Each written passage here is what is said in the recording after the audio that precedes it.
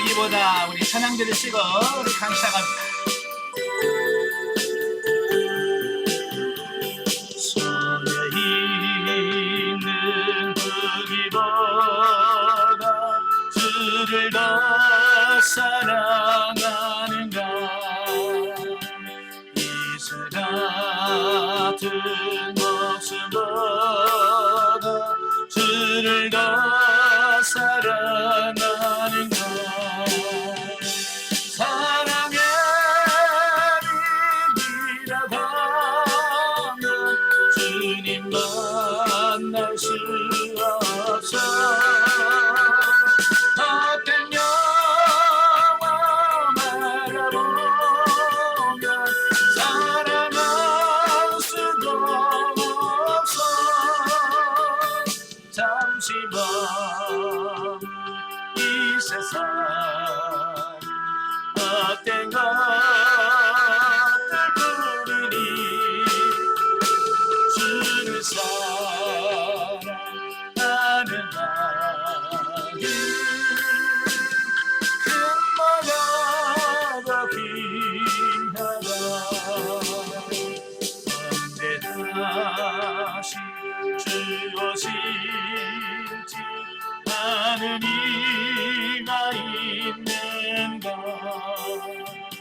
신랑으로 오실 줄 맞을 준비되었는가. 기름 없는 등불 들면 주님 만날 수 없어. 재림과 발소리 나면 예비할 수도 없어. 잠시 머물 이 세상 헛된 것들 부리니 주를 맞을 준비하리. 금마가 더 귀하다. 아멘. 기도하겠습니다. 은혜로우신 아버지, 은혜와 사랑을 진심으로 감사합니다. 오늘도 우리를 사랑하셔서 귀한 시간을 알게 해주시고 하나님 말씀을 들으며 영성을 연할 수 있도록 은혜 주셔서 감사합니다. 오늘도 영성적 물질관계 생명단계 첫 시간 나눌 때에 성령께서 우리 지각을 열어주시고 물질이란 우리의 사고와 가치관이 바뀌어지는 놀라운 이 시간이 될 수 있도록 성령님 도와주시옵소서. 시종을 주님께 맡겨오며 예수님의 이름으로 감사하며 기도합나이다. 아멘.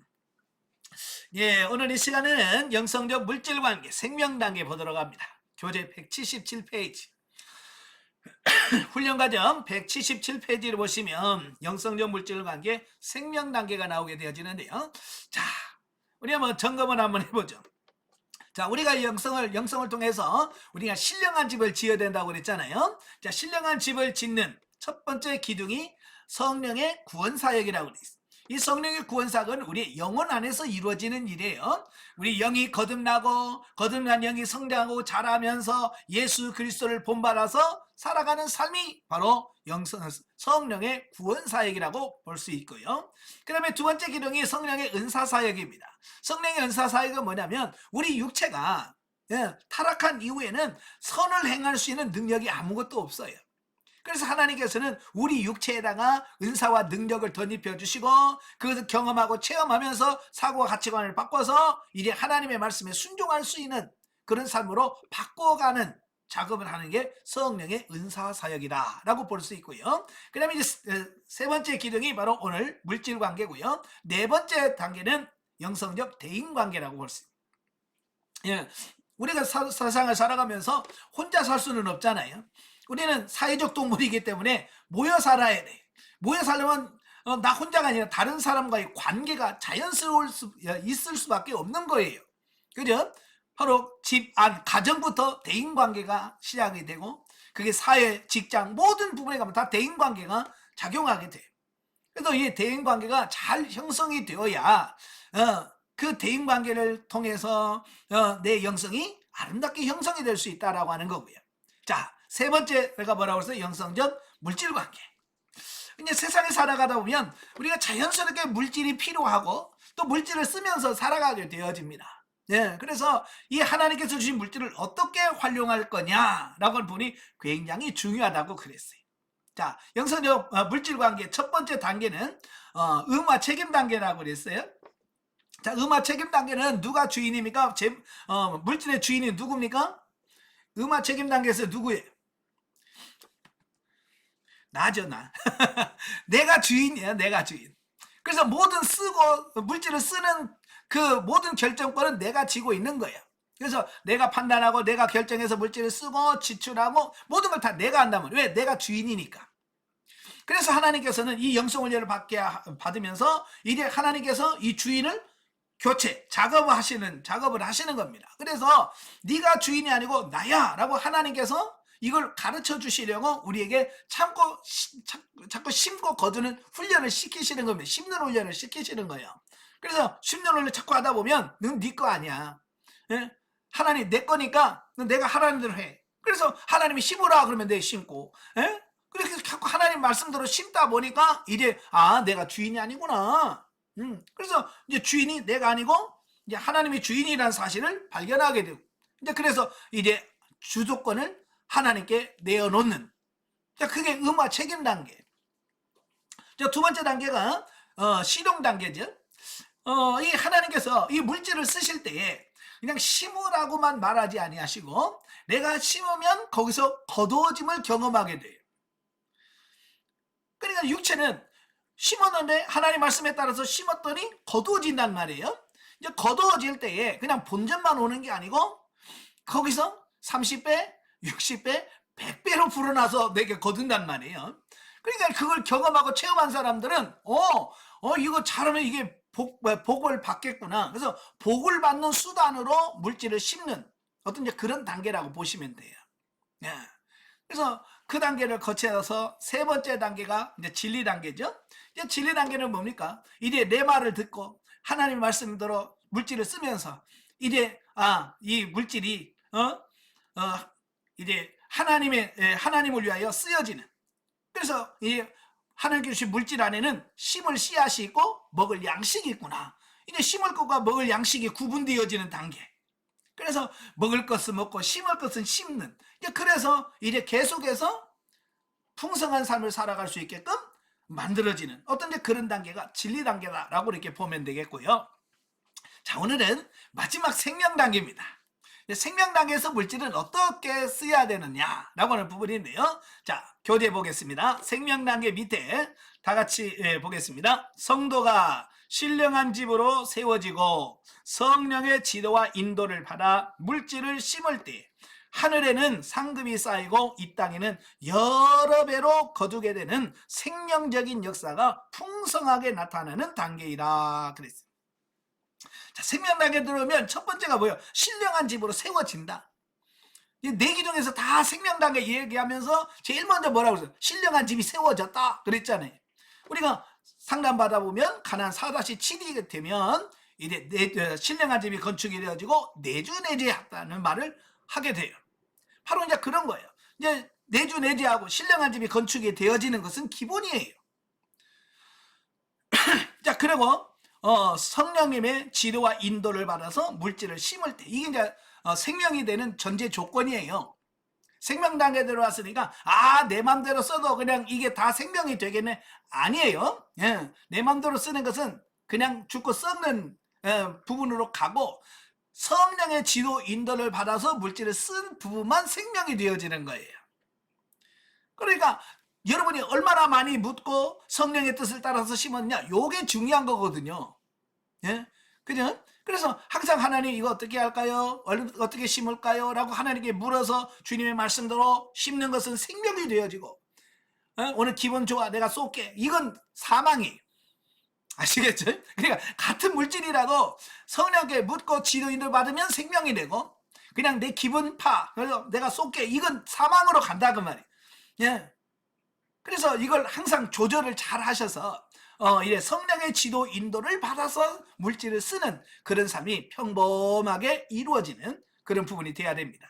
자, 그럴 때 생명적으로 되었을 때, 생명이 됐을 때 그게 어디냐? 하늘 창고에 쌓여진다. 예수님도 그러잖아요. 너희 보물을 하늘에다 쌓아두라. 예? 땅에는 좀 도둑도 있고 좀도 쓸고 그렇지만, 예? 그것은 도둑도 없고 좀도 쓰지 않는다. 우리가 하늘 창고에다 쌓아두라고 얘기하잖아요.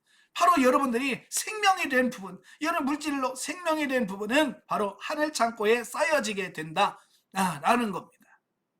자, 그뿐만 아니라 그러면 하늘에만 쌓이고 이 땅에는 계속 어려워지나? 아니에요.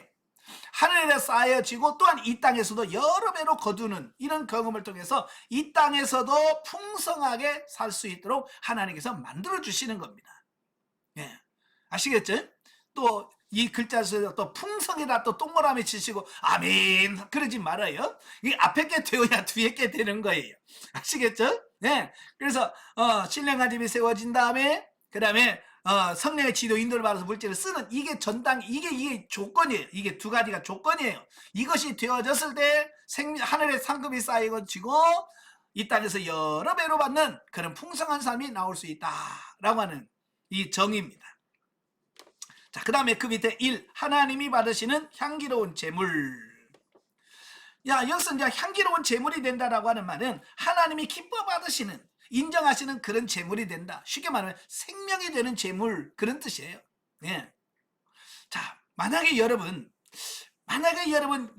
자녀 중에 6살, 7살 먹은 애가 우리 엄마 도와줘야지. 그래서 껌파리 해가지고 그 껌을 판 돈 가지고 엄마 용돈 그러면 주면 여러분 좋아할 사람 손 들어봐요. 네가 이렇게 돈을 잘 벌었어, 이거 착하다, 이럴 사람 손 들어봐요. 아무도 없죠. 야,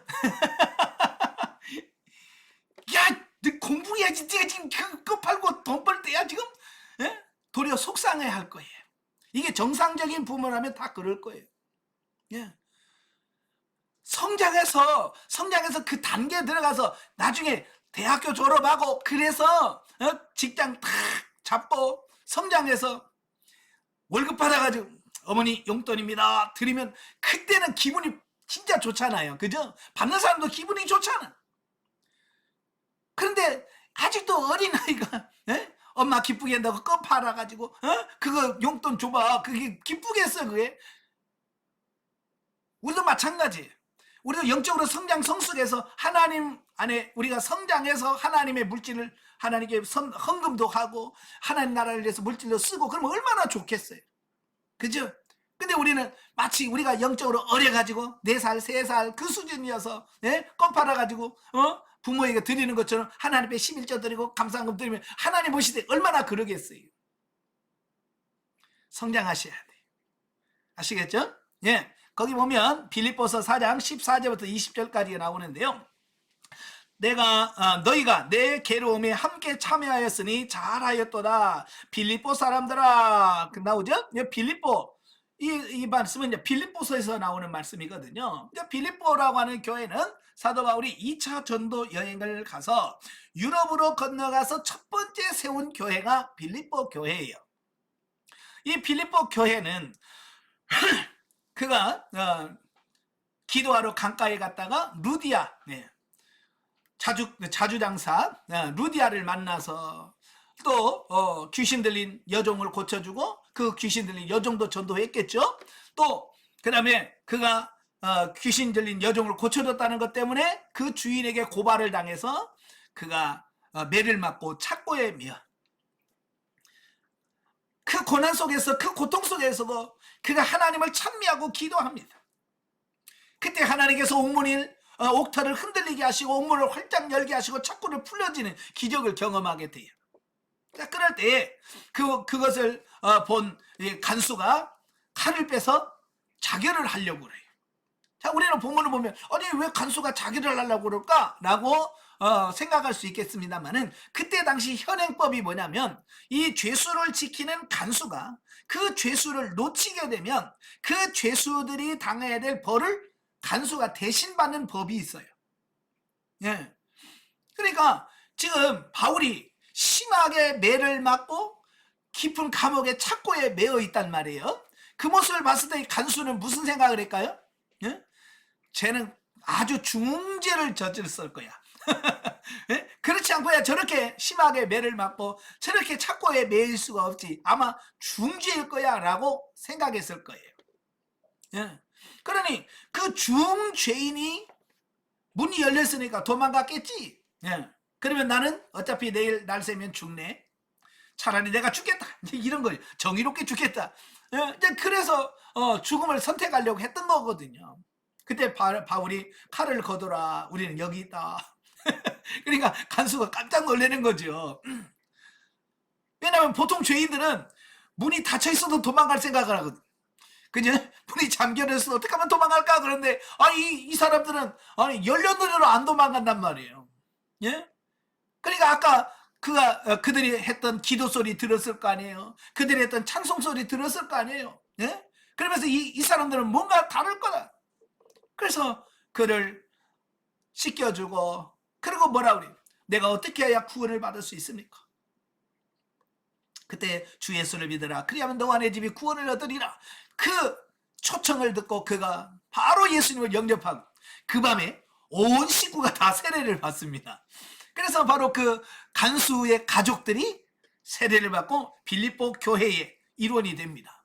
그렇게 해서 세워진 교회가 빌립보 교회예요. 네. 그러니까 그들은 그 사도 바울을 통해서 세워진 그 빌립보 교회가 늘 바울을 생각할 때마다 고맙고 감사한 거예요. 왜? 바울이 없었다면 예수님을 몰랐을 거고 구원을 못 받았을 건데, 그죠? 바울이 와서 전도해 줌으로 이제 예수 그리스도를 믿고 구원 천국의 소망이 있으니 얼마나 감사합니까? 그래서 바울이 빌립보 교회를 세우고 데살로니가로 전도하려고 떠났을 때 빌립보 교회들은 또 자기들도 힘들겠지만 거기서 또 열심히 헌금을 걷어가지고 데살로니가에 보내서 바울로 하여금 선교 사역을 하도록 선교비를 제공한 교회가 바로 빌립보 교회예요. 그 뒤로도 몇 번 더 했고요. 지금 사도 바울이 로마 감옥에 지금 갇혀 있단 말이에요. 여기서 이제 감옥이라고 하니까 뭐 우리가 생각하는 그런 감옥은 아니고요. 로마 감옥 1차 투옥 때는 셋집이라고 하죠. 요즘은 월세 같은 그런 집을 얻어서 가택연금이라고 그래요. 가택연금은 그 집 안에서는 자유로울 수 있고 근데 집 밖으로는 못 나가는 거죠. 그죠? 다른 사람은 집 안으로 들어올 수 있지만 본인은 못 나가는 거예요. 그런 상태로 거의 2년 동안을 로마에서 지내게 됩니다. 예. 바로 그 상황. 그러니까 집 밖으로 못 나가니까 얼마나 이게 힘들겠어요. 뭘 하나 사러 가려고 해도 바울은 못 나가. 그래서 누군가가 심부름을 해줘야 돼. 그죠? 그래서 바울 옆에는 항상 돕는 누군가가 필요한 거예요. 근데 그걸 빌립보 교회에서 알고 에바브로디도를 그곳에 파송을 합니다. 그래서 헌금을 해서 헌금을 걷고 그 다음에 에바브로디도를 선택해서 그 헌금을 줘서 가서 그 감옥에서 생활하고 있는 사도 바울을 좀 도와라. 네? 얼마나 힘들겠나. 그 집 밖을 못 나가고 안에서만 생활해야 되고 모든 것은 뭐 사올 것은 다 누군가가 심부름을 해야 되는 그 상황이니까. 자, 그걸 보면 이 빌립보 교회가 사도 바울을 얼마나 진실로 사랑하고, 근데 아시겠죠? 네? 그런 모습이에요. 바로 이제 그런 모습을 보면서 사도 바울이 그들에게 편지를 쓰면서 고맙다, 감사하다라고 하는 그런 표현을 하면서 오늘 쓴 말씀이거든요. 자, 빌립보 사람들아, 너희도 알거니와 복음의 시초에 내가 마게도냐를 떠날 때에 주고받은 내 일에 참여한 교회가 너희 외에 아무도 없었느니라. 그러니까 이 빌립보 교회는 처음부터 꾸준히 사도 바울에게 선교비를 제공한 바로 그런 교회였다라는 거예요. 예. 데살로니가에 있을 때에도 너희가 한 번, 두 번 나의 쓸 것을 보내었도다. 내가 선물을 구함이 아니요 오직 너희에게 유익하도록 과일이 풍성하기를 구함이라. 내게는 모든 것이 있고 또 풍족한지라 에바브로디도 편에 너희의 준 것을 받음으로 내가 풍족하니 이는 받으실 만한 향기로운 제물이요 하나님을 기쁘시게 한 것이라. 예. 여기서 뭐라 그래? 받으실 향기로운 제물이다. 이 향기로운 제물이라고 그를 말씀을 합니다. 그러면서 나의 하나님이 그리스도 예수 안에서 영광 가운데 그 풍성한 대로 너희 모든 쓸 것을 채우리라. 하나님 곧 우리 아버지께 여세세 묵음토록 영광을 돌릴지어다. 아멘. 자, 사도 바울은 빌립보에 있는 형제들이 복음을 위하여 자기에게 보내온 물질을 하나님께서 받으실 만한 향기로운 제물이라고 표현하고 있다 그랬어요. 자, 여기서 향기로운 제물이라고 하는 말은 구약 성경에 보면 흠양했다, 연락했다라는 말이 종종 나와요. 이게 뭐냐면 이스라엘 백성들이 제물을 하나님께 드렸을 때에 하나님께서 기쁘게 받으셨다라고 하는 걸 연락 또는 흠양이라고 하는 표현을 썼거든요. 이건 하나님이 진짜 내 제물을 받으셨다는 뜻이거든요. 바로 이 향기로운 제물은 바로 그런 뜻이에요. 하나님이 기쁘게 받으셨다, 하나님이 인정하셨다라고 하는 그런 의미라고 하는 겁니다. 그러니까 우리가 물질을 쓸 때에 최고가 뭐냐? 하나님이 인정하는 단계로 가야 돼. 내가 물질을 쓸 때 하나님이 그래 너 최고다. 내가 하나님 인정할 때 그 물질은 최고로 쓰여진 것이다 라고 보면 됩니다. 아시겠죠? 예. 또한 사도 바울은 빌립보에 있는 형제들에게 하나님께서 필요한 모든 것을 풍성하게 채워주실 것이라고 말씀을 하고 있습니다. 그러니까 하나님이 기뻐하시는 물질을 물질을 하나님이 기뻐하시는 뜻으로 살게 되면 하나님께서 어떻게 해요? 풍성하게 채워주실 것이라고 말씀을 해주고 있습니다. 그래서 제가 물질에서 처음부터 끝까지 심으면 하나님께서 반드시 거두게 하시고, 그래서 풍성하게 하시는 하나님의 원리에 대해서 설명했어요. 이것은 계속해서 시대를 초월해서 변치 않는 하나님의 약속인 거예요. 그러니까 창세 때 곡식을 심어서 열매를 맺었던 것처럼 그게 지금도 마찬가지잖아요. 지금이라고 열매 안 뿌리는데 곡식이 나옵니까? 아니잖아요. 씨를 뿌려야 반드시 거기서 열매가 맺히는 것처럼 똑같아요. 원리는. 그래서 물질의 원리는 동일하다는 거. 자, 넘겨서 178페이지 보시면, 자, 오늘날도 마찬가지로 우리가 재물의 주인이 누구인지를 분명히 알고, 자, 여기서 이제 뭘 말하냐면 향기로운 재물이 되는 조건이 뭐냐? 향기로운 재물이 될 수 있는 조건 두 가지가 있는데요. 첫째가 뭐냐? 재물의 주인이 누군지를 분명히 알아야 된다는 거예요. 내 거냐? 하나님 거냐라고 하는 부분이에요. 대부분이 입으로는 하나님 겁니다 라고 말해요. 그죠? 아마 여러분 다 그래요. 이거 누구 거예요? 여러분 집 누구 거예요? 하나님의 것이요 라고 말할 거예요. 내 명의로 됐다고 내 게 아니고 하나님의 것이요 라고 말하는데, 정작 그래요? 그럼 그 집 하나님을 위해서 성경이 내요? 그러면 안 돼요. 분명히 하나님 거라고 얘기는 해놓고, 그죠? 그건 무슨 말이냐면 입으로만 립 서비스로 이건 하나님의 것입니다 라고 말할 뿐이지 실상은 아직도 내 거라고 하는 의식이 크다, 이 말을 하려고 하는 거예요. 진짜 이거 바꾸지셔야 돼. 사고가, 가치관이 바뀌어지셔야 돼. 내 것이 아니고 하나님의 것이라고 하는 부분이 매우 중요한 겁니다. 그러니까 이 가치관이 안 바뀌면 향기로운 제물이 될 수가 없어요. 아시겠죠? 그래서 자꾸 이걸 바꾸셔야 돼. 그 바꾸는 방법은 다른 게 없더라고요. 심을 때 자꾸 심으면서 그래 내 거 아니야, 이건 하나님의 것이야 라고 자꾸 심으면서 하나님께 묻고 하면 그게 처리가 되고 가치관이 바뀌더라 그 말이. 두 번째가 뭐냐? 성령님의 지도와 인도를 받아 영 중심으로 드리는 물질.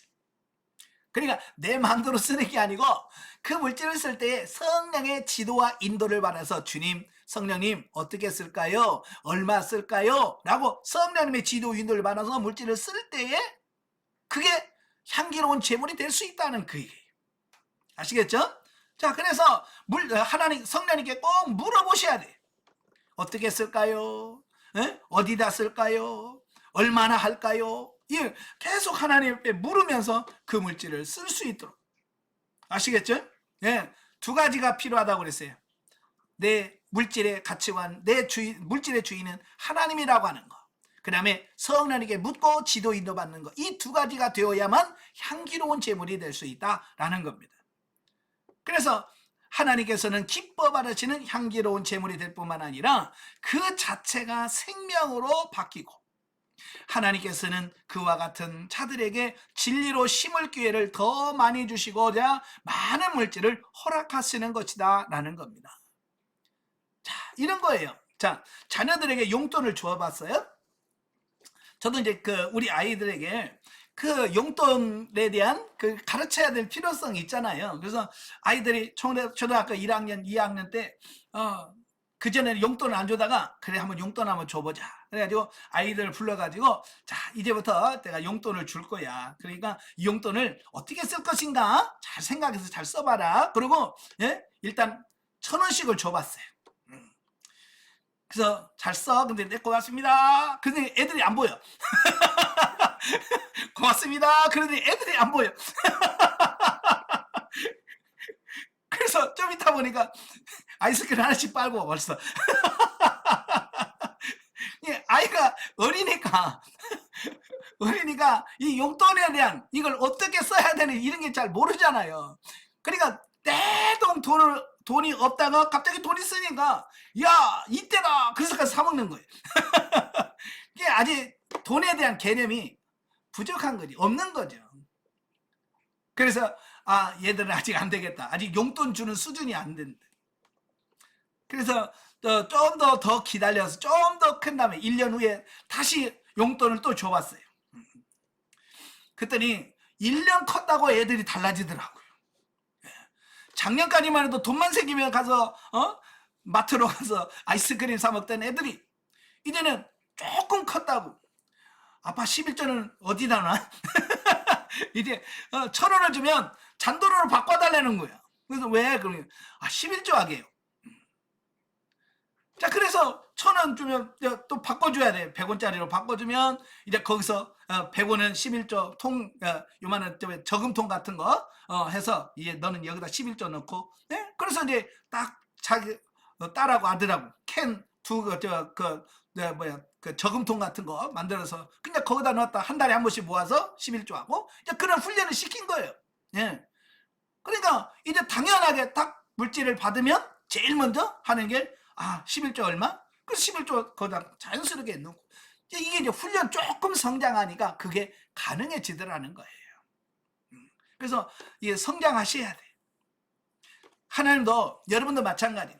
어떤 분은 그래요. 왜 하나님은 나는 왜 안 줘요? 예. 왜 안 주겠어요? 여러분 달라고 하는데 왜 안 주겠습니까? 예, 줘봐도 엉뚱한 데 쓰니까. 그죠? 줘봐도 이 돈을 정말 이 향기로운 제물로 쓸 수 있는 수준이 아직 안 돼요. 줘봐야 또 아이스크림 먹으러 마트에, 슈퍼에 뛰어갈 사람들이야. 그러니까 하나님께서 안 주시는 거예요. 만약에 하나님이 여러분에게 한 10억 주면 여러분 뭐 하실 거예요? 자, 당장에 하나님이 여러분 그냥 10억 딱 떨어주면 여러분 뭐 어떻게 할 거예요? 아마 여러분 투기하러 지금 집 보러 다닐 거야. 어디 아파트. 요즘에 어디 아파트 사야 돈 벌어? 그러면서 아마 여러분 하나님이 10억 주자마자 아마 여러분 다음 주부터 이 훈련을 안 받을 거야. 어디 아파트가 돈을 대니 막 그러면서 이 아파트 저 아파트 막 헤맬 거예요. 안 그럴 것 같아요? 오늘 밤에 기도 한번 해봐요. 하나님 나한테 10억만 줘봐요. 그래서 안 주시면 여러분 그 수준이야. 주시면 하나님, 내가 그 수준이 넘었구나. 이렇게 되고, 예? 10억 달라고 안 주시면, 내가 아직도 수준이 그 수준이 안 되는구나. 이렇게 생각하시면 돼요. 아시겠죠? 예. 그래서 하나님께서는 내가 정말로 하나님의 물질을 잘 쓰면 더 주어요. 그러니까 저도 그래요. 우리 아이들에게 예를 들어서 일주일에 용돈 5,000원씩 주기로 했다. 근데 애들이 이걸 조금 준 걸 가지고 아주 잘 쓴단 말이에요. 너무 이뻐. 잘 쓴단 말이에요. 그러면 어떻게 해요? 야, 이번 달에는 보너스야. 10,000원 더 주는 거예요. 네. 부모가 봐서 아이들이 돈을 정말 잘 쓰고 헌금 정확하게 계산해서 이렇게 하나님께 하고 이런 거 이쁘니까 이번 10,000원씩 올려줄게. 뭐 이렇게 되는 거거든요. 하나님은 똑같아요. 여러분이 하나님께 주신 물질을 잘 활용하고 그것을 하나님이 기뻐하시는 물질로 써봐. 그러면 하나님께서 주신다니까요. 나는 왜 안 줄까요? 왜 안 주겠어요? 내가 잘못 쓰니까 그렇죠. 그렇잖아요. 그래서 이 물질을 쓰는 것부터 우리가 바꾸자고요. 아시겠죠? 그래서 물론 뭐 받고 안 받고 하나님 복 받고 이게 차원이 아니라 우리는 어쨌든 생명적 삶을 살아야 될 거 아니에요. 생명이라는 것은 하나님이 기뻐 받으셔야 생명이 되는 거니까요. 자, 두 번째, 새롭게 시작되는 훈련. 자, 생명 단계라고 하는 말의 어감 속에는 우리는 간혹 어떤 훈련의 마무리라는 생각을 갖기 쉽다. 그죠? 야, 생명 단계 이제 끝났다, 다 됐네 라고 생각할 수 있겠지만 아니란 말이에요. 자, 그렇듯 생명 단계란 그리스도의 삶을 놓고 볼 때 실로 대단한 수준임은 틀림없다. 그렇죠? 이 초보 의무화 책임 단계에 비하면 생명 단계는 엄청나게 우리가 성장한 건 맞아. 그렇지만 끝은 아니란 말이에요. 그러나 또 다른 차원에서 보면 생명 단계는 정상적인 그리스도인의 삶의 시작이라고 볼 수 있다는 거예요. 자, 우리가 보통 보면 그렇잖아요. 대학교 졸업했어요. 그러면 다 됐네 라고 생각하잖아요. 다 된 겁니까? 더 큰 문제가 기다려요. 취직이라고 하는 게 있고 이제는 결혼이라고 하는 또 더 큰 문제가 있고, 아이를 하면 또 아이를 양육해야 하는 더 큰 문제가 있어요. 여러분, 대학 졸업했다고 인생 끝나는 거 아니에요. 어찌 보면 대학을 졸업했다는 것은 뭐예요? 이제 새로운 사회원으로서 새로운 삶을 시작한다는 어떤 의미거든요. 그러니까 생명 단계라고 하는 게 바로 그런 거예요. 생명 단계에 왔다라고 하는 게 너 끝났어, 다 됐어가 아니라고요. 이제 내가 예수 믿는 사람으로서 정상적인 신앙생활하고 있는 그 레벨에 이제 도달했구나, 이제 그런 거예요. 아시겠죠? 이제 생명 단계에 들어가야 이제 진짜 이제 신앙생활 제대로 이제 할 수 있는 수준까지 왔구나. 끝난 게 아니라니까요. 거기서부터 정상적인 삶이 시작이 되어지는 거예요. 그러니까 사람도 대학 졸업하면 어떻게 해요? 직장 구하고 직장 구하면서 열심히 일하면서 이제 새로운 자기의 삶을 준비해 가잖아요. 그죠? 그래서 열심히 돈 벌어서 저축하고 저축해서 어떻게 해서 신혼방 차리고 뭐 이런 거 하잖아요. 그죠? 마찬가지예요. 영적으로도 똑같아요. 자, 그래서 비로소 정상적인 물질의 훈련다운 훈련이 시작됨을 말한다. 그러니까 이 물질도 생명 단계에 오게 되면 생명 단계에 맞는 훈련이 또 시작이 되어져요. 생명 단계에 맞는 훈련이 또 그래서 내가 하나님을 알고 하나님께서 내 안에 내주내제해 계시고 그 하나님께서 내게 허락하시는 물질을 가지고 영적인 재미를 마음껏 누리며 하나님께서 원하시는 뜻대로 사용하는 훈련을 바란다. 이제는 내가 기뻐하고 내가 만족하는 그게 아니라 하나님의 뜻대로 하나님이 원하시고 하나님이 기뻐하시는 그 물질을 쓰는 훈련을 하게 하신다, 그 말이에요. 자, 그래서 성령님의 지도와 인도를 받아 하나님께도 드리고 이웃에게도 심기 때문에 이 물질 관계는 곧바로 생명적인 대인 관계로 연결되어진다. 물질 관계에서 끝나는 게 아니라 이 물질 관계가 또 대인 관계와 연결이 되어지는 거예요. 왜냐하면 내가 물질을 심을 때 공중에다 심는 게 아니잖아요. 그죠? 내가 물질을 심을 때 누군가 대상이 있어요. 그죠? 그 대상이 누굽니까? 대인, 인간이잖아요. 내가 사람한테 물질을 심는 거란 말이에요. 밭에 가서 땅에다가 물질 심는 거 아니잖아요. 누군가가 대상이 있다, 그 말이에요. 그러므로 바로 이 물질은 바로 대인관계와 밀접한 관계를 맺고 있게 된다, 그 말이에요. 뿐만 아니라 이것은 자기 영혼을 살찌우고 더욱더 풍충만한 은사를 가져온다. 또 물질을 그렇게 쓰다 보면 은사가 더 풍성해지는 거예요. 왜? 성령의 지도인을 받으려고 하다 보면 방언하고 기도해야 되고, 성령의 지도인을 받으면 물어야 되고, 그 음성을 들어야 되고, 이게 다 뭐예요? 은사적인 부분으로 가능하다, 그 말이에요. 그러니까 자연적으로 물질을 심으면서 묻고 행하는 이 모든 부분들은 또 은사를 더 풍성하게 만드는 하나의 요소가 된다, 그 말이에요. 따라서 영혼, 은사, 물질, 대인관계에 복합적인 훈련이 이루어지고 그로 통하여 의의 열매를 풍성하게 거두고 하늘에는 날로 상급이 쌓여가는 축복을 누리게 되는 것이다. 아멘.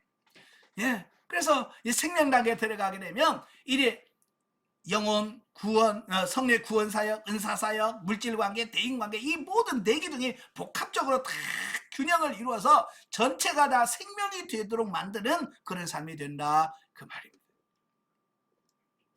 자, 3. 생명 단계의 특징. 자, 생명 단계 들어오게 되면 이제 물질을 가지고 쓰는 여러 가지 부분에서 특징이 세 가지가 나옵니다. 자, 첫째가 뭐냐? 육신적인 차원에서 이익을 초월한다라는 겁니다. 생명 단계에 들어가면 물질을 심고 거두는 이 부분에서 내가 돈 좀 내가 이익을 봐야지 돈은 좀 어떻게 벌어야지 이런 어떤 그런 부분에서 많이 자유로워져요. 그러니까 진리 단계 때까지만 해도 뭐가 되냐면 심는 것보다 어디에다 초점을 맞추냐면 거두어 들임에다가 관심이 많고 그걸 더 기대를 많이 합니다. 그래서 심으면서 하나님이 이거 몇 배 주실까? 얼마나 주실까? 하는 거죠. 그러니까 심는 것도 심지만 거두어둠에다 어떤 기대를 가지고 있는 단계가 진리 단계라고 한다면 그러나 생명 단계에 들어오게 되면 그걸 초월하는 거예요. 그 뛰어넘는 겁니다. 그래서 생명 단계에 들어오게 되면 심을 수 있음에 감사하는 거예요. 예전에는 몇 배, 주여 감사합니다. 10배 걸었네 감사합니다. 20배 걸었네 감사합니다. 100배 걸었네 감사합니다. 이게 거뒀으니까 감사한단 말이에요. 그러나 생명 단계는 거둬들였기 때문에 감사하는 게 아니라 내가 심을 수 있음에 감사하는 거예요. 야, 내가 하나님이 나를 이렇게 심을 수 있는 사람으로 성장시켜 주셨네요. 아버지 감사합니다. 나도 이 수준에 왔네요. 하나님 감사합니다. 심을 수 있는 수준에 왔다는 사실 자체가 감사가 돼. 두 번째, 심을 수 있음에 감사해요. 심을 수 있음에 감사. 여러분, 심으려면 없는데 못 심잖아요. 있어야 심잖아요. 그러니까 내가 심었다는 얘기는 무슨 얘기야? 심을 것이 있었다는 얘기 아니에요. 그죠? 심을 것이 있으니까 심는 거잖아요. 그래서 내한테 심을 것이 있다는 자체가 감사한 거예요. 예. 차원이 많이 다르죠. 예. 거둬들이기 때문에 감사가 아니라 이제는 그 차원을 뛰어넘어서 이런 심을 수 있음에 감사하고 또 심을 것이 있음에 감사하는 어떤 이런 부분으로 바뀌어지는 이런 부분들을 보게 되어집니다. 자, 그리스도인의 물질 관계가 생명 단계에 들어가면 육신 중심의 사고가 많이 지배하던 실용 단계에 와서는 달리 그리스도의 사랑을 힘입어 행하기 때문에 나에게 돌아오는 육신적 차원의 이익과는 상관이 없이 오로지 하나님과 이웃에게 심을 수 있는 은혜를 입었다는 사실에 감사하고 만족을 느끼며 행하게 된다라는 겁니다. 그래서 예수님이 뭐라고 그래요? 만약에 너희가 물질을 씹으려고 하면 너한테 다시 대접할 수 있는 사람한테 대접하지 말라는 거예요. 자, 예를 들어서 이런 거예요. 내가 어떤 집사님에게 밥을 사. 그러면 집사님이 다음에 또 나한테 밥을 사. 그러면 어떻게 돼? 서로 빚 갚은 거잖아요. 그죠? 그래서 상급이 될 수가 없어. 왜냐면 사주고 그랬으니까 언제 본전 아니에요. 그죠? 이건 씹는 게 아니에요. 어떤 게 심는 거냐? 예수님 분명히 얘기했어요. 너 다른 사람 대접할 때 네가 대접하면 너를 대접할 수 없는 사람을 대접하라는 거야. 그래서 그들이 너에게 갚을 수 없을 때 하늘에서 상이 크다라고 말씀하고 있거든요.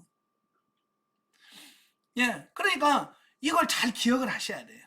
예, 그러니까 세상에서 자꾸 받으려고 하지 말고 이제는 덜 받고 안 받는 게 내가 남는 거예요. 아멘. 이제 받는 게 되는 게 아니라 안 받는 게 내 상급이고 안 받는 게 내 복인 거예요. 고린도전서에 보면 사도 바울이 이런 말씀을 해요. 그가 사례비를 안 받은 것 때문에 그 반대파들이 봐봐, 사도 바울은 지가 사도도 아니니까 사례비도 안 받잖아. 예? 이렇게 공격을 한단 말이에요. 근데 바울은 사도가 아니라서 사례비를 안 받은 게 아니잖아요. 그죠? 처음 교회 개척하는 고린도 교회 뭐가 있어요? 뭐 성도들이 있겠습니까? 물질이 풍성하기를 있겠습니까? 그래서 그 교회가 어려우니까 그 교회에 부담을 주지 않고, 예? 부담 주지 않고 교회를 세우기 위해서 본인이 직접 일해서 번 돈 가지고 도리어 전도하고 퍼주면서 그렇게 해서 세운 교회가 고린도 교회거든요. 예. 그러면서 사도 바울이 열심히 그 교회를 세웠거든요. 그러면서 10장에 뭐라고 말씀하냐면, 내가 받을 권리가 있지만 내가 받지 아니한 그것이 내 상이라 그랬어요. 그러니까 바울은 나 사람이 얼마 줘 라고 할 수 있는 자격이 있습니다. 왜? 선생으로서, 사도로서, 교사로서 어쩌면 그게 권리거든요. 그런데 바울은 그 권리를 주장하지 않았다는 거예요. 왜? 내가 그걸 주장하지 않고 그걸 하나님께 드림으로써 그게 자기의 상이 되는 거예요. 저는요 그 말씀 듣고요, 야, 이게 진짜 상이구나 라고 하는 것을 깨달았어요. 그 다음부터 제가 저희 교회에서 연말이 되면 사례비 책정하고 막 그러잖아요. 네, 사례비 책정하고 막 그래요. 자, 그럴 때 이제 저는 덜 받으려고 그래. 덜 받으려고. 이게 저는 저희 교회 같은 경우는 사례비를 책정할 때 이제 임시 사회자를 세우고 저는 나가요. 예, 저 나가고 저희 집사람 나가고 저희 딸 나가고 저희 식구는 아무도 안 남아.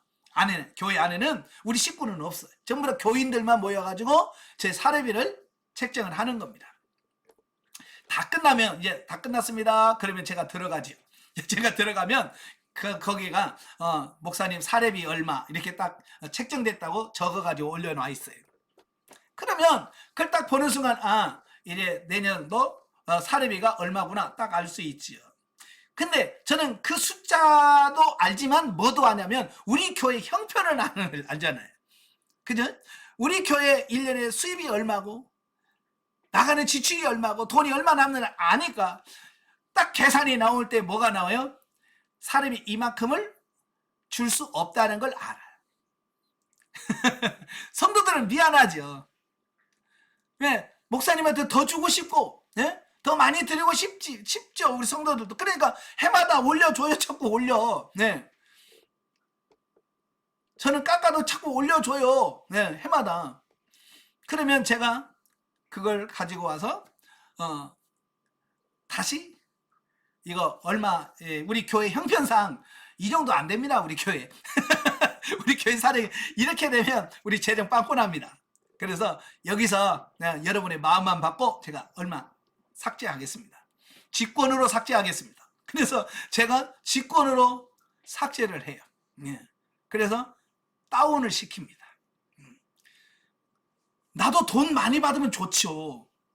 그죠? 사례 받으면 기분 좋아. 그렇지만 그게 아니라 교회 운영과 모든 부분을 다 보고 해야지. 그게 맞지 않으면 그건 은혜가 안 되는 거예요. 그게 어디서는 바울의 삶을 보니까 그게 나오더라고요. 네? 여러분도 마찬가지예요. 내가 받을 권리가 있지만 그 권리를 다 챙기지 않고 덜 받은 것이 하늘에 사게 된다라는 거예요. 네. 그래서 저는 그래요.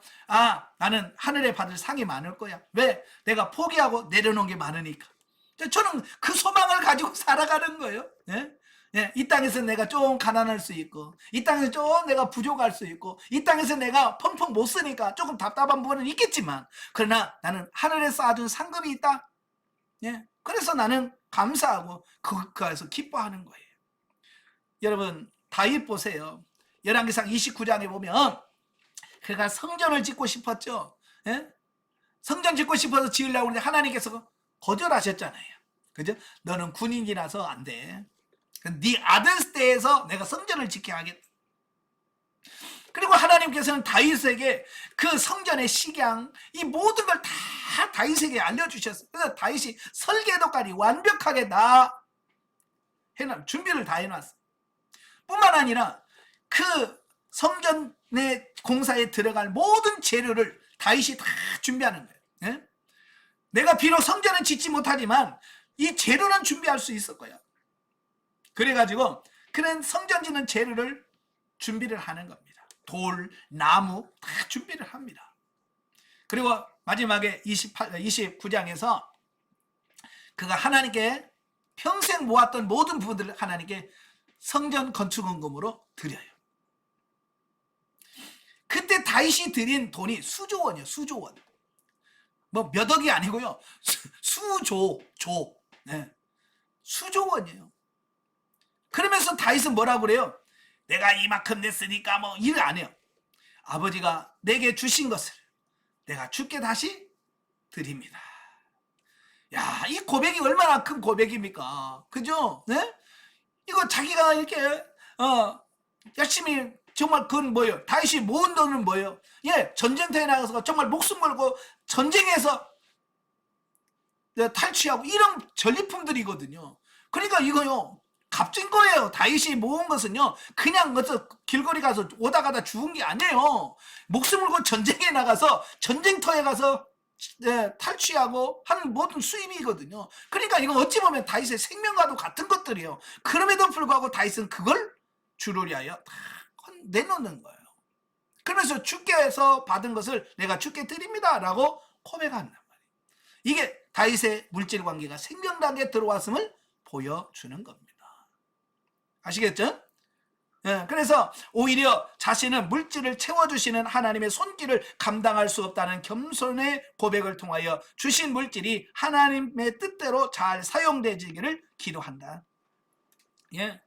자, 그래서 이 물질을 이래 육신적 차원에서 이익을 초월해. 제가요, 생명당에 들어왔을 때 어느 날 제가 아는 목사님한테 전화가 왔어요. 목사님, 예, 혹시 돈 있어요? 그래서 아니 왜요? 그랬더니 지금 당장 30만 원이 필요한데 지금 당장 30만 원이 필요해서 돈이 없어. 그러니까 있으면 좀 줘. 그러면 내가 한 달에 10만 원씩 해가지고 석 달에 걸쳐서 갚아줄게 그러더라고요. 네? 마침 내가 돈이 있었어요. 마침 돈이 있어. 그래서 성령님께 물었죠. 전화하는 중에 성령님 이거 줘야 돼요? 라고 물었더니 성령께서 저에게 뭐라고 말씀하냐면 너 주면 그거 못 받는다 그러시는 거예요. 분명히 네가 여기다 너 주면 너 그 돈 못 받아. 옛날 같으면 어떻게 하겠어요? 못 받아요? 그럼 안 해야죠. 나 돈 없어요. 나 그랬을 거야. 이익을 생각하고 계산을 했으면 내가 그렇게 했을 거예요. 그런데요, 이 생명당에 들어왔으니까요, 그게 그런 마음이 없어지더라고요. 예. 그게 그 마음, 목사님의 마음이, 그 돈을 빌려다는 목사님의 마음이 읽혀져지는 거예요. 얼마나 돈이 없고 지금 급했으면 나 같은 개척교회 목사한테 돈 빌려달라고 전화했겠어요. 전화하면서 얼마나 그 많은 갈등과 고민을 했겠어요. 그렇잖아요? 나도 누구한테 돈 빌려달라는 전화 못해요, 나. 예. 그분은 얼마나 급하고 얼마나 필요했으면 그 전화를 얼마나 그 갈등을 했겠어요. 그러면서 나게 했겠죠. 그 마음이 읽혀져지는 거야. 그래서 성령님한테 그래서 알아요. 그러면 제가 못 받아도 괜찮아요. 이거 목사님한테 심겠습니다. 그리고 제가 심었습니다. 지금 20년이 훨씬 넘었는데 아직도 못 받았어요. 그렇다고 해서 이 도둑님 내 거 가져가서 아직도 안 줘. 난 그런 생각 없어. 왜냐하면 그때 내가 보내줬을 때 이미 나는 포기했어요. 받을 생각이 없었어요. 제가 그걸 경험하면서 무슨 생각을 했냐면 나도 조금 바뀌었다. 내가 성장한 건 맞긴 하다. 라는 그런 감동을 받게 되는 거예요. 여러분도 이래 그런 사고와 가치관으로 바뀌어집니다. 또 하나는 제가 진리 단계 들어가면서 이제 지식의 말씀 연사와 지혜 말씀 연사가 임했습니다라는 그런 말을 강사로 듣고 집에 와서 성경을 읽으니까 정말 성경이 막 살아 움직이는 경험이었어요. 그래서 막 너무 은혜로운 거야, 말씀이. 그래서 막 말씀을 묵상하고 있는데 아는 사모님한테 전화가 왔어요. 목사님 혹시 부흥회 할 거야? 나한테 물어봐. 그래서 웬 부흥회? 네, 그랬더니 원래는 다른 목사님을 거기다가 소개시켜 주려고 했는데 마침 그때 일이 있어가지고 안 된다고. 그래서 땜빵으로 저한테 온 거예요. 가서 대신 이렇게 해줄 수 있냐고. 네. 그 전까지만 해도요, 그렇게 뭐 해도 뭐 강사 뭐 부흥회 뭐 심지어 뭐 어디 여전도 헌신 예배 와서 누가 하라는 소리도 안 하더라고요. 근데 진리당에 들어가니까 처음으로 기도원에 부흥회 좀 해달라고 연락이 왔어요. 그래서 그래요. 잠깐만 기다려서 내가 연락 드릴게요. 내가 그래놓고 성령님한테 물었어요. 성령님, 이렇게 나한테 부흥회 요청이 들어왔는데 어떻게 하길 원하십니까? 그러니까 성령께서 가라라고 말씀하시면서 이제 너를 훈련할 거다. 이제 너를 새로운 훈련을 시킬 거다 라고 말씀을 하셨어요. 그래서 말씀을 전하는 훈련, 이 훈련을 새롭게 하시겠다라고 말씀하셨어요. 그래서 예, 알겠습니다. 그래서 가겠습니다 약속을 하고 이제 부흥회를 갔어요. 부흥회를 갔더니 원장님은 찬양 인도하시고 반주하시는 분 한 분 계시고 회중석에 성도 2분 계시고 내가 들어가니까 총 5명이서 첫 부흥회를 내가 지금 첫 부흥회를 하는데 가서 기도원이라고 해서 갔더니 그렇게 첫 집회가 5명이 했어. 5명 첫날. 야, 그래서 저는 뭐 그런 거 이미 초월했으니까 그 첫날 열심히 했죠. 뭐 5명이요. 뭐 넣고 뭐 열심히 했어요. 그 둘째 날 되니까 10명으로 보이더라고. 예. 셋째 날 되니까 15명으로 보였어요. 목요일날 가니까 20명까지 보여서 이제 마지막까지 잘 마쳤어요. 예. 그랬더니 수고했다고 4일 수고했다고 25만 원인가 주더라고요. 사례비. 첫 사례비를 주요. 그래서 교회 와가지고 이건 또 내가 목사 안수 받고 처음 내가 부흥회를 했기 때문에 첫 열매잖아요. 첫 열매에서 하나님께 다 드리고. 근데 거기서 또 전화가 왔어. 원장님이 은혜 많이 받았다고 하면서 혹시 매주 화요일마다 우리 기도원에 오셔서 전임 강사로 좀 말씀을 전해줄 수 없냐. 매주 화요일 오후 2시부터 5시까지 집회를 좀 인도해 주면 좋겠다라고 그래. 그래서 또 성령님께 물었지. 그래서 성령께서 내가 너 훈련의 장소로 선택해 놨으니까 가서 훈련해라 그러시는 거예요. 그러면서 그 원장님이 하는 말이 근데 목사님 조건이 있어요. 그래서 뭐요? 그랬더니 사례비는 없어요. 그래. 매주 화요일 와서 그 말씀을 전하는데 사례는 없다는 거예요. 그래서 하나님 분명히 뭐라고 했어요? 너는 새롭게 훈련시킬 장소로 내가 선택했다 그랬잖아요. 그래서 예, 알겠습니다. 괜찮아요. 그리고 가서 정말 사례비 없이 매주 화요일마다 가서 했어요. 근데 처음 가서 처음 이제 부흥회 끝나고 처음 가는데 제 마음속에 그런 마음이 있는 거예요. 야, 하나님께서 이렇게 새로운 훈련의 장소를 주시고 나한테 훈련받게 하셨으니 너무 감사하다. 이걸 어떻게 할까? 그러다가 그래도 감사한 것만 하자. 그래서 내가 매번 갈 때마다 10,000원씩 헌금하기로 결정을 하고 이제 매주 갈 때마다 10,000원씩 감사헌금을 해가지고 냈어요. 그래서 첫째 주 내고 둘째 주 내고 셋째 주 내고 계속 그 10,000원씩 감사헌금 하면서 이제 집회를 인도하고 그렇게 시간이 쭉 그래서 30주까지 흘러서 30번까지 딱 감사헌금 했는데요. 31번째부터 돈이 없어져. 돈이 싹 말라. 돈이 싹 많아가지고 그 10,000원을 못 하겠는 거야. 10,000원을 헌금을 할 돈이 없는 거예요. 10,000원을. 그래서 결국은 못했어요. 돈이 없으니까.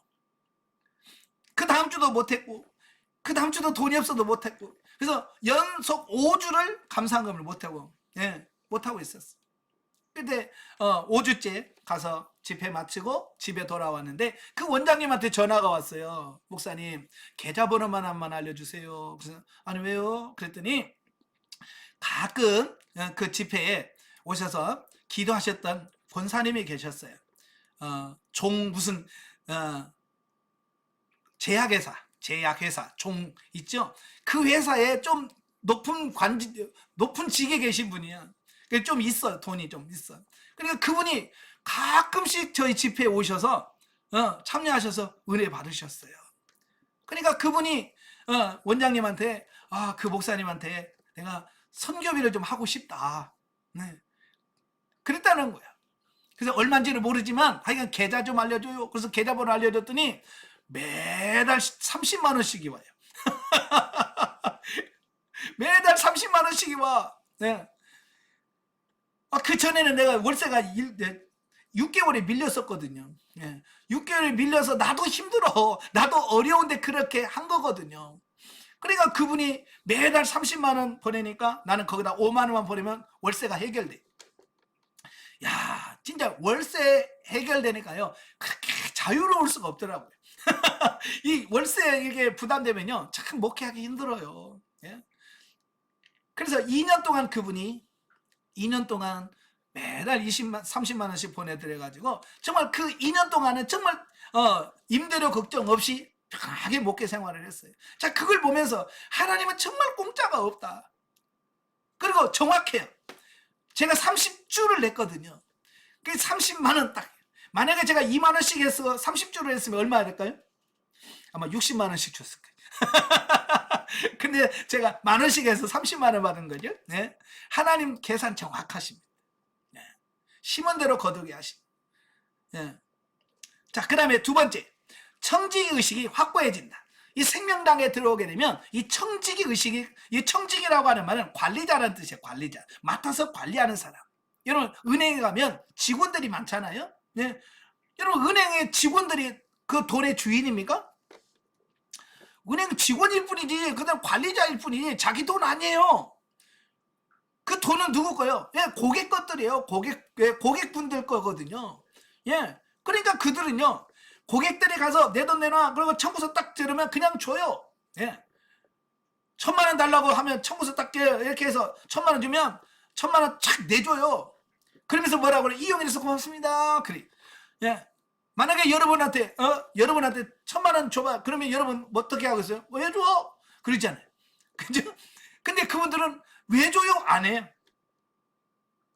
혹시 뭐 보이스피싱 그런 건 아니죠? 그래. 그건 확인하더라고요.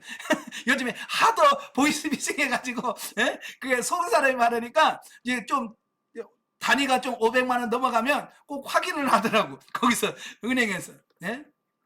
확인을 해도 안 준다, 못 준다는 말 아니에요. 왜? 자기 거 아니니까. 오늘 우리도 마찬가지예요. 내가 물질을 가지고 있다고 내 게 아니에요. 내 명의로 갖고 있다고 내 게 아니라니까요. 하나님의 것이에요. 제가요, 이 청지기 의식을 명확하게 발견하고 깨달은 부분이 한 번 있었어요.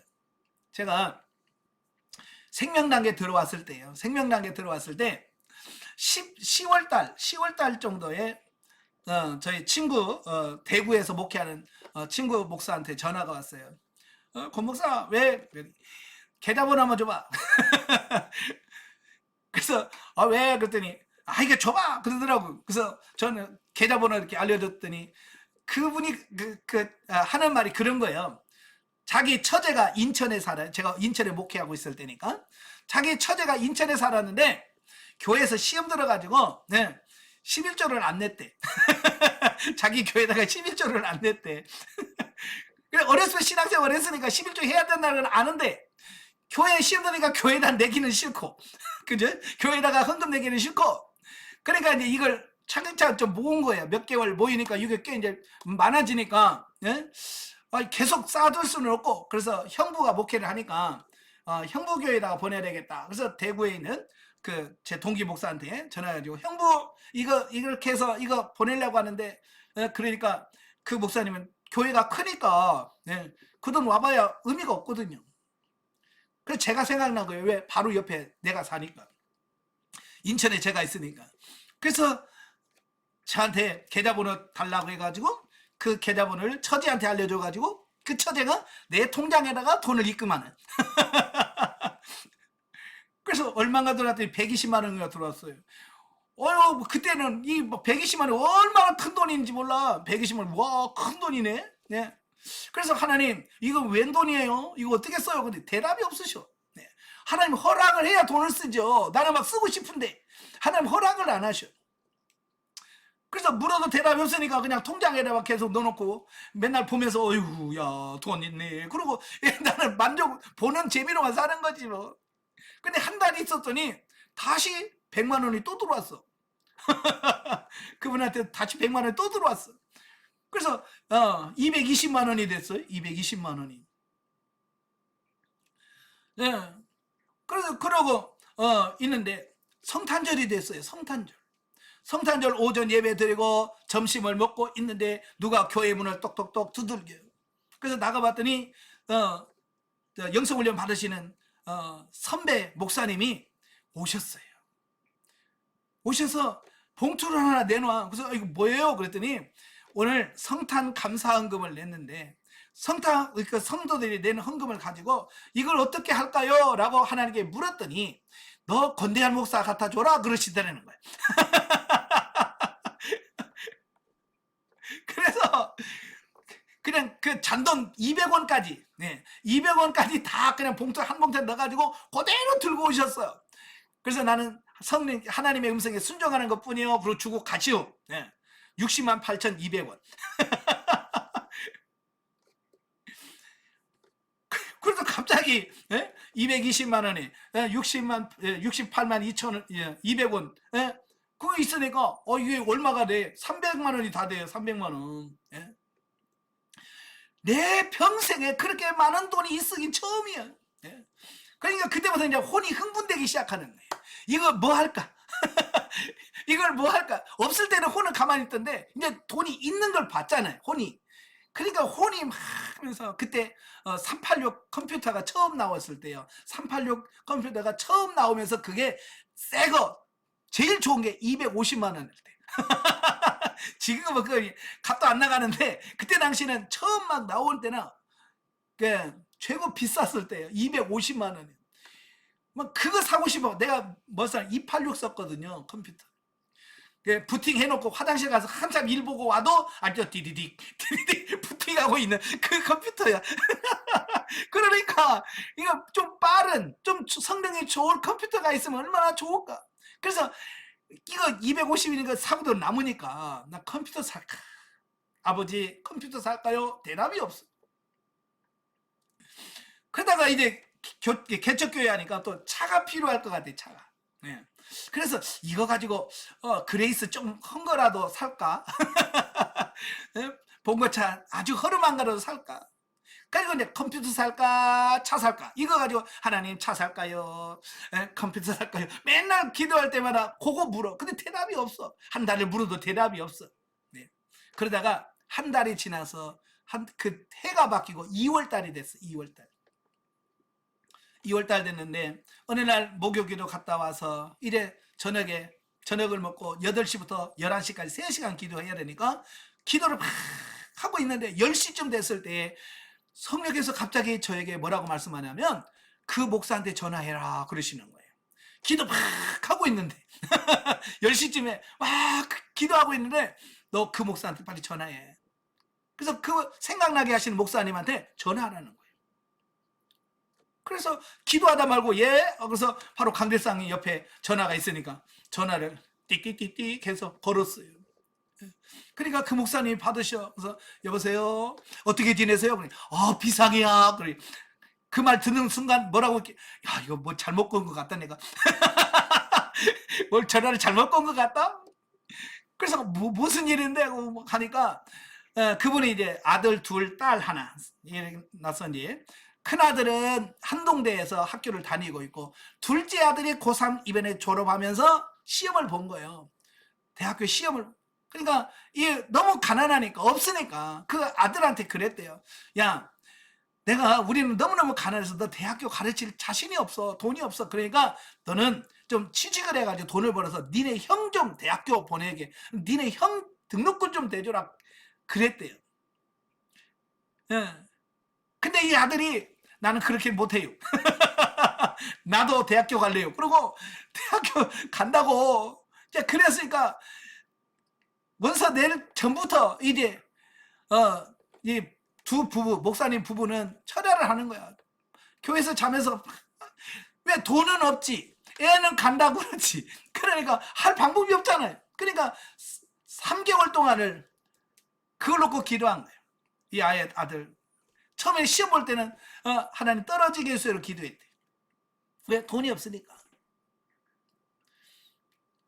근데 합격을 했대요. 그래서 내일까지 등록금 마감일이래. 내일까지. 내일이 등록일 마감인데 돈이 없다는 거예요. 그 등록금이 얼마인데 그래? 280만 원. 등록금 280만 원인데 그러면 얼마나 있는데 그래? 다 끌고 모았는데 70만 원 뭐 70만 원. 있는 돈은 다 끌고 모았더니 70만 원 됐대. 그럼 형님 있잖아. 형님한테 좀 달라고 그러지. 그러니까 가서 얘기했더니 없다고 그러대. 그래서 은행에 가서 대출 좀 받. 여러분 돈 없는 사람 대출도 못 받아요. 네. 안 되는 줄 알면서 자꾸 입에서 주기 싫으니까 이런 말 저런 말 막 내뱉는 거예요. 그런데 계속 이야기하다 보니까 아들도 그렇지만 딸도 문제요. 왜? 그랬더니 고3인데 학교에다 식비를 내야 밥을 주는데 식비를 4개월을 밀려가지고 이 딸도 학교에서 밥을 안 준다고. 그래서 식비가 4개월 밀려가면 40만 올라가 밀렸대.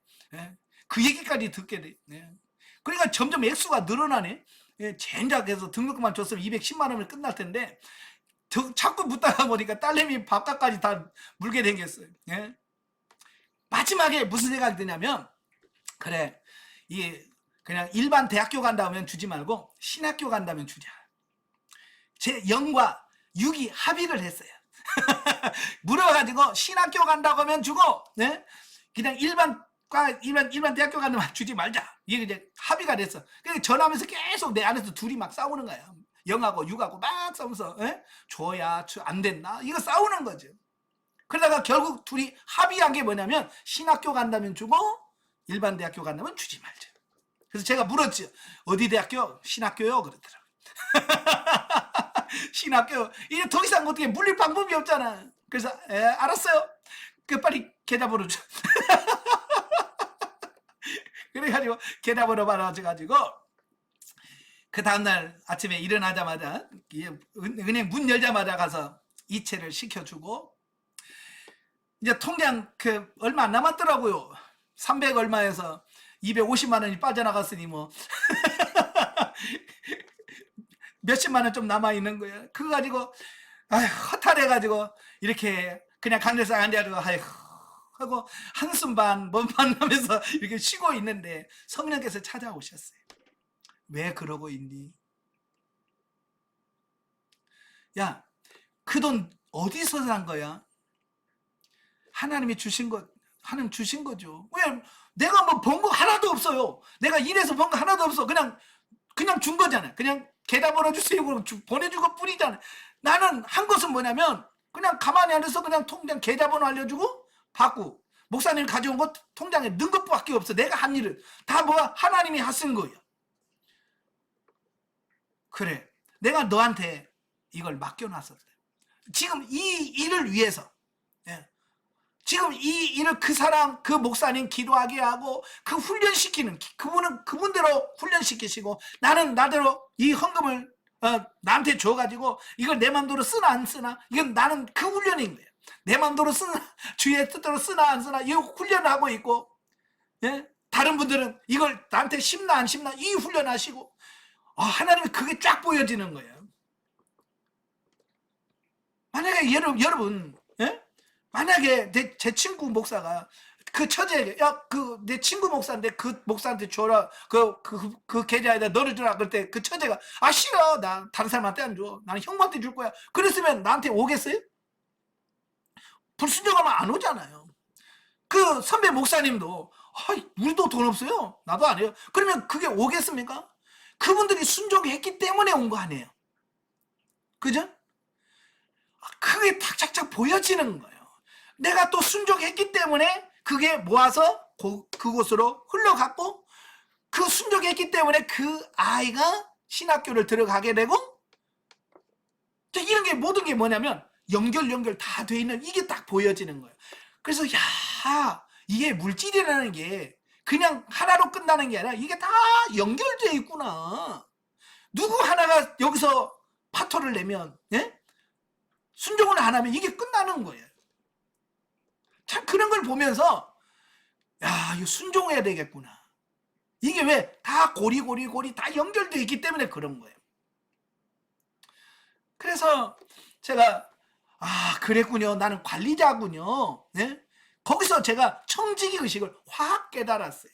그래서 이제는 통장에 제 돈이 있어도 이건 제 거 아니에요, 이거 하나님의 것입니다. 관리자, 저는 관리자입니다. 네. 그래서 그때부터도 하나님께서 심으라 그러면 심고, 어디다 내라 그러면 내고, 주라 그러면 주고, 나는 관리인이니까 하나님께서 하라는 대로 하는 그런 삶이 되는 거예요. 그래서 그 목사님 아들이 신학교를 들어갔어요. 그러면서 제가 이 텅 비어있는 장고, 그 통장을 들고 한숨을 쉬니까 성령께서 오셔서 뭐라고 말씀하시냐면, 너희 아이 둘 있지, 네, 내가 너희 너희 자녀 등록금 내가 책임져 줄게 그러시더라고요. 그때 우리 아이들이 9살 8살 때 초등학교 1, 2학년이에요 1, 2학년인데 하나님께서 그때 뭐라고 말씀하시냐면, 너희 자녀 내가 등록금 책임져 줄게. 저는요, 저희 두 아들이 연년생이에요. 연년생에서 대학교를 1년 사이로 들어가요. 그때 제가 사례비를 얼마 받았냐면요, 120만 원 받았어요. 120만 원 받았는데 그때 교회가 너무 어려워가지고 50% 삭감을 받았어요. 그러니까 제가 한 달에 60만 원을 받았어요. 60만 원을 받았는데 대학교 둘을 보내야 돼요. 계산적으로 불가능해요. 우리 딸도 기숙사에 있기 때문에 매일 가서 밥 사 먹어야 되잖아요. 예? 하루 밥 3끼 사 먹어야 되고, 오고 가고 차비해야 돼요. 최소한 내가 한 주에 주일마다 오면 내 딸에게 최소한 6, 7만 원은 줘야 그가 갈 차비, 올 차비, 그 다음에 밥값 떼고 6, 7만 원씩 매주 줘야 돼, 매주. 그런데요, 신기하게 하나님께서 그 모든 것을 다 책임져 주셨어요. 신기하리만큼. 졸업하고 나서 우리 딸이 그래요. 아빠 너무 고마워요. 뭐가? 대출 하나 없이 10원 없이 대학교 졸업했다는 게 너무 감사하대. 자기 친구들은, 예? 그 대학교 졸업하면서 2천만 원에 대출 받으니까 빚이 2천만 원. 그러니까 대학 졸업하자마자, 졸업장 딱 따자마자 2천만 원의 빚을 지는 거예요. 그러니까 그 직장 다녀서 5년 동안을 벌어가지고 그거 갚느라고, 5년 동안 그 대출 받은 거 그거 갚느라고 아무것도 못하는 거예요.